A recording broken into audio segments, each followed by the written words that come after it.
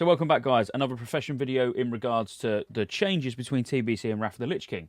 We've already done the inscription video if you haven't seen that one already, and we've also looked at the engineering profession to see if you should be engineering in Wrath of the Lich King, which, spoiler alert, probably. But today we're going to look at enchanting. Now, this shouldn't be an overly long video because at the end of the day, enchanting is enchanting. It's not gone through that many changes. You still get the benefits that you would expect from enchanting, but also good gold making potential, and actually a better gold making potential in Wrath of the Lich King than in TBC, and we'll get into why that is. But before we get into it, obviously please do make sure you like the video if you like the video, subscribe to the channel. We're nearly at 30k, still trying to just push that last little push to 30k before Christmas Day. Can we do it? And also, if you're a member of the channel, so if you've clicked this join button here and you've joined as a member, obviously firstly, thank you so much. It really does help support the channel, keep me in the chair pumping out content, but also just keep an eye out on your feed. At some point between now and Christmas Day, there's going to be a members only video going out just with a giveaway for a few months game time, just to basically thank you like to all you members that have obviously supported the channel throughout the year. But moving on, enchanting. So like I said, enchanting hasn't gone through massive changes, but there are a few things that are worth talking about. So firstly, yes, as an enchanter, you still get your spell power on ring,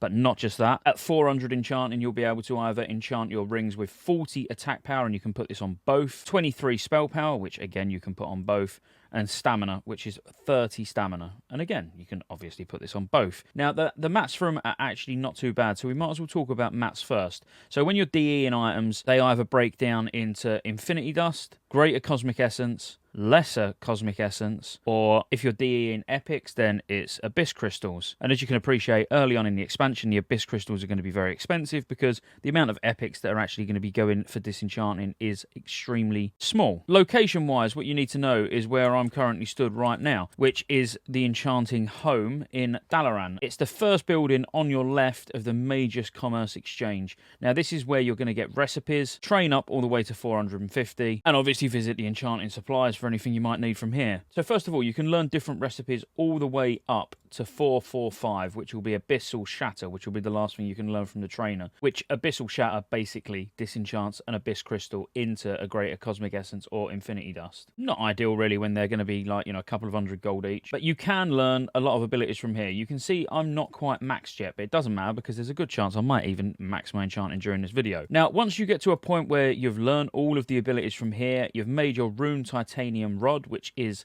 the last rod, which again, it will serve as any lesser runed enchanting rod. So in your bag, you will only have, like I've currently got the runed Eternium rod, you will only ever have one rod in your bag at a time. Vanessa sellers in the building, the actual enchanting building in Dalaran, will then be able to sell you some additional recipes. Now, there's not that many recipes that you actually get in the outside world. In fact, until Ulduar launches, there's not really anything to get enchanting-wise outside of Dalaran, because when Ulduar launches, that's when you get access to two new epic recipes, which is Blade Warding and Blood Draining. With the two recipes, you've got Blade Ward, which teaches you how to permanently enchant a weapon to sometimes grant Blade Warding when striking an enemy, increasing parry rating and inflicting damage on your next parry. And then you've got Blood Draining, which teaches you how to permanently enchant a melee weapon to sometimes grant Blood Reserve when striking an enemy or inflicting damage with bleed attacks, healing you when your health is low. So you're going to want both of these as an enchanter, obviously. But now, onto the important things. What do you do with this shard trader? So, as you can see here, some cost Dream Shards. This one here in particular, I might as well get it. Why not? So I can buy this for 4 Dream Shards, which Dream Shards are the ones that come from Disenchanting Blues. So if we was to buy this recipe, we can then learn it. Great, yada, yada, yada. So then you've got some of the bigger ones. So like Enchanting Greater Spell Power on a staff, you know, that's 10. You've got some that are even Abyss Crystals. So it teaches you how to permanently enchant braces to increase stamina by 40. Obviously, this is a really nice one, but it's 5 Abyss Crystals. So early on, this is going to be quite an expensive one to actually obtain. There's lots that are like 4 each, 10 each, but you can see there's tons of recipes here. There's no point talking about all of them. There's a couple of the weapon ones which you're going to probably want early on, like Black Magic. Teaches you how to permanently enchant a melee weapon to cause your harmful spells to sometimes increase haste rating. There'll be certain situations where you might want to get hold of that. Huskar's Vitality will be a popular one to get quite early on, increasing movement speed and 15 stamina on boots, so certainly for the tanky boys. But overall, you know, having a look through these, this video is about what's changed in enchanting, not talking about every single recipe recipe that's came in. So far, pretty basic. I mean, you've still got your ring enchant. You obtain recipes from a shard trader this time round, whereas obviously it's not like that in TBC. So actually going in and doing spamming heroics and getting shards to, or getting the blues to DE, you know, into the shards to then use the shards to buy new recipes is obviously a good thing. But the biggest change for enchanting, and I've left it till last because, well, hopefully I've kept as many of you watching for as long as possible, because on the basis of a short video, I need to try and get you till the end. The biggest change is inscription. What? No, it's right. Inscription. So when inscription gets added, they can make armor and weapon vellums. So these two vellums just serve as a way for you to store enchants. Now, this is so you can sell them on the auction house. At the moment in TBC, you know what it's like, where you see people in trade shouting, you know, got all these recipes, you know, trade me 5 gold fee or whatever. You know, none of that. You don't need to see any of that anymore. People will still offer their enchanting in trade chat, obviously, but there's not really that much point now, because you can just enchant these vellums and then sell them on the auction house.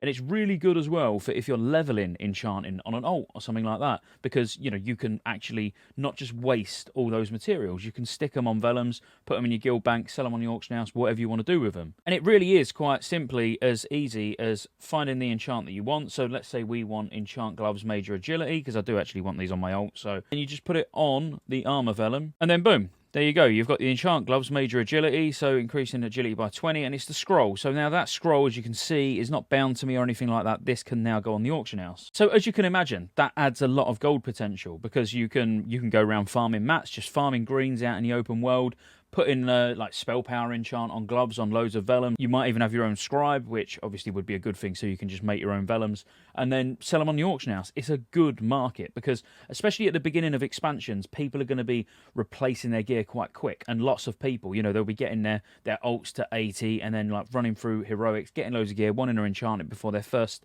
sort of night in Nax, and they'll just be going to the auction house and buying scrolls. So it's one change to enchanting that's actually really, really strong. But outside of that, there's not that much to talk about when it comes to enchanting, because the PvE bonus are your ring enchants. So hopefully you enjoyed this. Everyone can be an enchanter. So there's not, when I say everyone can be an enchanter, everyone can be whatever they want. But in terms of DPS gain or healing gain or, you know, tanking ability, it adds pretty much the same as everything else. You know, if you're a blacksmith, for example, you get 2 extra sockets.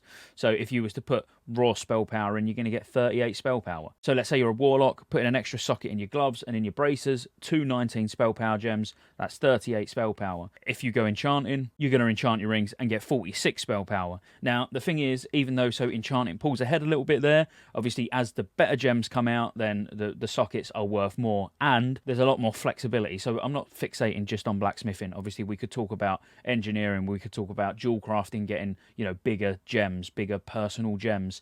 But the gain across all of them in terms of sort of raw spell power you're going to gain, they're actually very similar. And as we get through sort of the phases, so you get the bigger gems coming and stuff like that, the gap closes even more. But ultimately, if you're enchanting already in TBC, it's only going to improve in Wrath of the Lich King, so I wouldn't recommend dropping it. But overall, thank you guys. As I say, so close to 30k. Can you help us get there? Like the video and subscribe to the channel, and I'll see you on the next one.